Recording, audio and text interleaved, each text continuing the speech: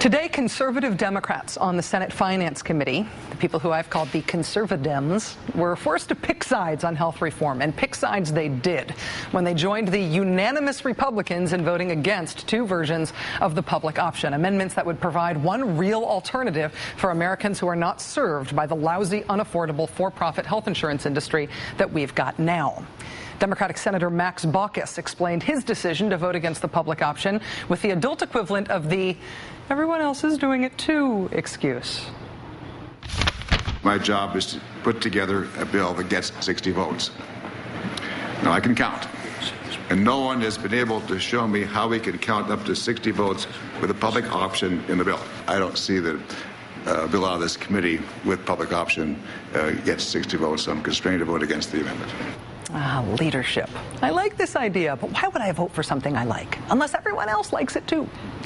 Senator Baucus was not alone. The most conservative of the Conservadems, Ben Nelson of Nebraska, told a home state crowd yesterday that any health reform bill would need not simply a majority of 51 votes or a supermajority of filibustered 60 votes, but according to Ben Nelson, Democrat, health reform should have 65 votes in the Senate, a super-duper majority. Senator Nelson explained, quote, anything less than that would challenge its legitimacy. And so it was that legitimate majority came to mean 65%, up from its original definition of 50 plus 1.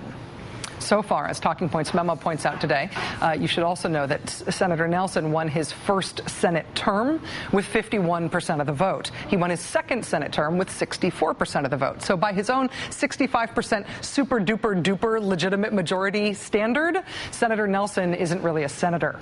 Not a legitimate senator, anyway. Be careful what you wish for. Joining us now is Howard Dean, former chairman of the Democratic National Committee, former governor of Vermont. Governor Dean, it's great to have you here. Thanks. Thanks for having me back. You just heard my interview with Senator Schumer. And he said something that I haven't heard him articulate before, which is that Democratic leadership should be able to expect that even Democrats who are going to vote against health reform should vote for cloture, should vote to end a Republican filibuster, thereby making the threshold 51 votes instead of 60. What's your reaction? That's true. A core procedure in almost every legislature I've ever had anything to do with, including the national legislature, is you can vote however you want on the bill. That's a conscience matter, but you owe it to your leadership, who gives you your chairmanship, to vote with the leadership on procedural votes, and a filibuster is a procedural vote. So I would expect all the people caucusing with the Democrats to allow a vote to go forward. And so the chairman's argument is specious. You don't need 60 votes for a public option. You need 51 under any circumstances if the people who caucus with the Democratic Party and owe their chairs to the Democratic leadership are willing to do the right thing. You're not chairman anymore, but you have worked with a lot of the key players in the upper echelons of the Democratic Party right now. Do they have it in them to insist on that, to insist that all Democrats vote for cloture? We're going to. Oh yeah, I think the leader would look terrible if he couldn't get the votes for cloture out of the Democratic caucus, and I think they will support Harry. He's been very good to them, and he's a good leader. But you need 51 votes. The other thing about this is reconciliation. You need 51 votes.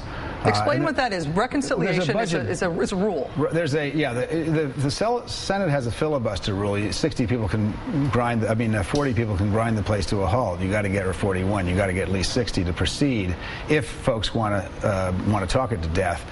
But they also prohibit you from doing that in the budget. And, for example, the Bush's tax cuts went into the budget so that he wouldn't need a 60-vote majority to pass it. And this is a major piece of legislation. It could be passed in the budget. If you wanted to use Medicare to expand the public option and let people under 65 buy into Medicare, which is a really smart idea, because for the Democrats it means you can get the program up and running by 2010.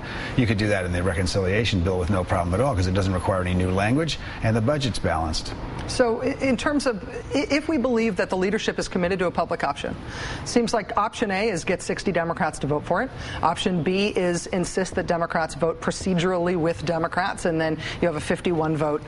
You have a 51 vote threshold because you defeated the filibuster. Option C is don't even try for that, just pass it under reconciliation rules. And they can try option A and B, and if that doesn't work, then they can go to C. Right. Look, if the Democrats want this, they're going to get a public option. Do you think they want it? I do. Well, I think they do want it. I think they're nervous about it, but 65% of the American people want it. Look, here's the problem problem with these guys. They're stuck. In the more conservative states, there's a lot of venom against it, even though the majority of people want it.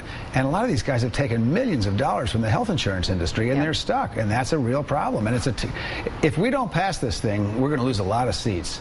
And if we don't pass, everybody in America now knows that without a public option, this thing is a farce. You're spending $60 billion of taxpayers' money every year to the health insurance industry, who are ripping people off, kicking them off their insurance if they get sick, charging sick people 2 and 3 or 4 times as much as they charge healthy people. What we need is an option so people can choose not to be in that system. And that's what the public option fight is about. Who gets to choose? Does Chairman Baucus get to choose for everybody in America? Or do you get to choose what kind of insurance is best for you and your family? And we are arguing that give the American people the choice. Let us reform health care. We don't trust the politicians to reform health care. Give us the opportunity to do that, and the best way to do that is to give us some choices, like the public option. If some part of the reason that part of the thing that's blocking political progress on this is that the health insurance industry and the medical industry, the people who profit from the system being broken the way it is now, have essentially lined the pockets of a lot of members of Congress and senators. True. If that is the problem, how do you beat that problem? You can't outspend them retroactively now. Well, the public doesn't like it, and some of that's going on. Some of the left-wing groups are. Well, I shouldn't say left-wing, because when 65% of the American people want something, it's not exactly. That's a big wing. It's pretty. That's what I call the Democratic wing of the Democratic Party, which is bigger than the Democratic Party itself. But the more progressive groups are really upset about this, and I don't blame them, because this is not health care reform. What Chairman Baucus wants to do is not health care reform.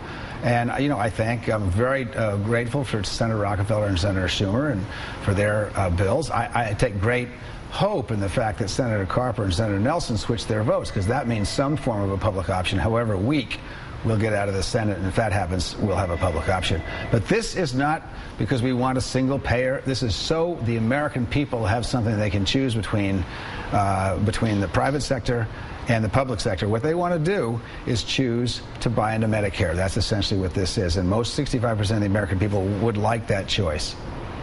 Howard Dean, former Democratic National Committee Chairman, former Vermont Governor, of course, medical doctor himself. Thank you, sir. Thank you. It's great to have you here in studio. Pleasure. Thanks a lot.